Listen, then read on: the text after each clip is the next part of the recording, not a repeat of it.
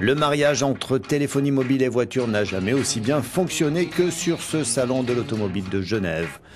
De Ferrari à Mercedes, en passant par Volvo, tout s'imbrique. Il devient inimaginable de conduire sans l'aide, l'assistance ou simplement la présence de son smartphone.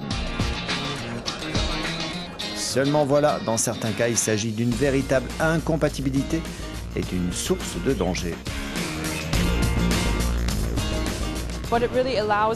Ceci vous permet de visualiser tout ce que vous avez dans votre téléphone sur cet écran embarqué. On a bien sûr Apple Maps pour la navigation, les fonctions du téléphone, de la musique. Et en ce qui concerne les applications des réseaux sociaux, elles seront limitées.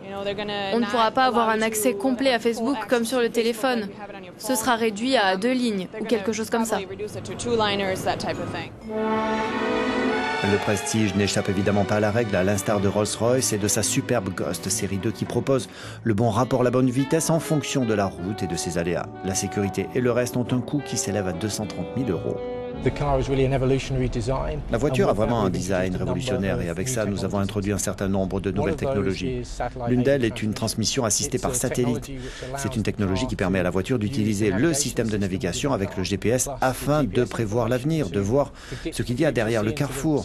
La voiture est donc parfaitement prête à affronter ce qui se trouve devant elle. Le concept d'Infiniti, la marque premium de Nissan, n'est pas qu'un moteur de plus de 550 chevaux. C'est aussi une voiture qui intègre les applications du smartphone de son peut-être futur et chanceux propriétaire. Pas de volant sur la FV2 sortie du bureau d'études de Toyota, il suffit de pencher du bon côté, ce qui s'appelle faire corps avec sa voiture.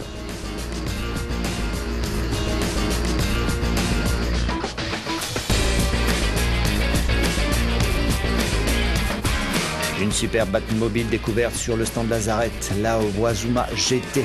Le préparateur d'Annecy s'est fait une spécialité dans ce qui est considéré comme un 3 roues propulsé ici par un V8 Jaguar suralimenté. La réaction des gens, ils sont étonnés évidemment parce que du coup c'est une catégorie bien particulière qui est le 3 roues.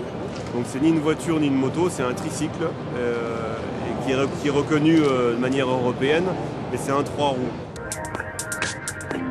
Ça, c'est le Blade Glider, un des prototypes Nissan, un concentré de technologie, un proto à voie avant étroite doté de 2 moteurs électriques et que le constructeur aimerait bien voir circuler sur les routes d'ici 5 ans. Sur le stand Volkswagen, une championne de la sobriété, la XL1. Le constructeur annonce 0,75 litres pour 100 km. Un profil exceptionnel et une motorisation mixte diesel-électrique font que l'émission de CO2 annoncée est de 24 grammes au kilomètre. En termes de performance, la XL1 passe de 0 à 100 en 12 secondes.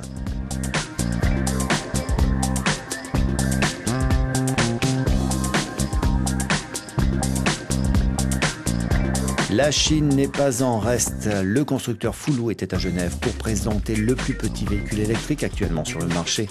La Meteor E-T ne mesure qu'1,5 mètre de long. Son moteur électrique lui permet d'atteindre 80 km/h tout en emportant 2 passagers.